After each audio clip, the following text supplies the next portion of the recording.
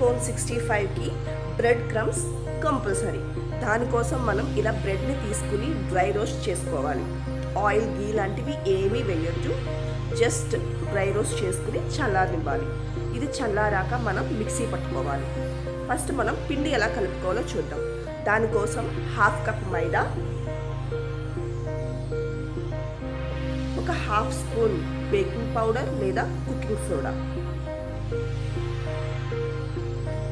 Main important corn flour, అది ఒక 2 స్పూన్లు వేసుకోండి. టేస్ట్కి సరిపడా సాల్ట్ కూడా వేసుకోండి. ఇప్పుడు మనం ఇందులో 1 స్పూన్ మిరియాల పొడి, 1 స్పూన్ కారం పొడి, ఇంకా అల్లం వెల్లుల్లి పేస్ట్ 1 లేదా 2 స్పూన్లు వేసుకోవచ్చు. 2 స్పూన్ల గరం మసాలా కంపల్సరీ. ఇప్పుడు ఫైనల్గా మనం ఒక నిమ్మ చెక్క. ఇప్పుడు మనం వాటర్ వేసుకుంటూ దీన్ని దోసల పిండిలాగా కొంచెం లూజ్గా కలుపుకోవాలి. ఫైనల్గా ఒకసారి మీరు దీన్ని సాల్ట్ చెక్ చేసుకోండి, స్పైస్ కావాలంటే యాడ్ చేసుకోండి. ఇప్పుడు మనం బ్రెడ్ క్రమ్స్ ఎలా తయారు చేయాలో చూద్దాం. చల్లారిపోయాక ఇలా బ్రెడ్ ముక్కల్ని ఇలా మిక్సీ జార్లో వేసి జస్ట్ ఒక 2-3 సెకండ్స్ మనం తిప్పినట్టయితే నేను చూపించినట్టుగా బ్రెడ్ పౌడర్ రెడీ అవుతుంది. ఇది ఫ్రిడ్జ్లో పెట్టుకుని నిల్వ కూడా చేసుకోవచ్చు. ఒక 7 days వరకు నిల్వ ఉంటుంది. మనం ఏదైనా వేరే ఐటమ్స్ చేసుకున్నప్పుడు కూడా దీన్ని యూజ్ చేసుకోవచ్చు.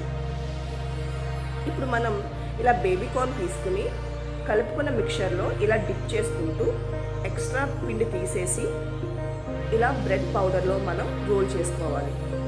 ఎక్స్ట్రా బ్రెడ్ క్రమ్స్ ఉంటే కూడా వాటిని కూడా మనం ఒకసారి విదిలించాలి. ఇలా అన్ని బేబీ కార్న్ని ఫస్ట్ మిక్చర్లో, తర్వాత బ్రెడ్ పౌడర్లో రోల్ చేసుకుని ఒక ప్లేట్లో తీసుకున్నాం. ఇది కానీ మీరు చేసి పెట్టారు అంటే పిల్లలు పెద్దలు ఇంప్రెస్ అవుతారు, నేను ఖచ్చితంగా చెప్తున్నాను. ఇప్పుడు మంట మాత్రం మీడియం ఫ్లేమ్లో మాత్రమే పెట్టాలండి. మీడియం ఫ్లేమ్లో పెట్టి మెల్లగా దీన్ని డీప్ ఫ్రై చేసుకోవాలి. ఒక లైక్ మాత్రం చేసుకోండి, మర్చిపోకండి. ఇప్పుడు మనకి గోల్డెన్ బ్రౌన్ కలర్ వచ్చే వరకు దీన్ని డీప్ ఫ్రై చేసుకుంటే ఎంత బాగున్నాయి అంటే ఫస్ట్ టైం ట్రై చేశాను, ఎక్సలెంట్గా సూపర్గా వచ్చాయి. కంపల్సరీ ట్రై చేయండి, నాకు కమెంట్ చేయండి ఎలా వచ్చాయో. మీకు కాంప్లిమెంట్స్ కంపల్సరీ వస్తాయి, నన్ను నమ్మండి. Thank you for watching.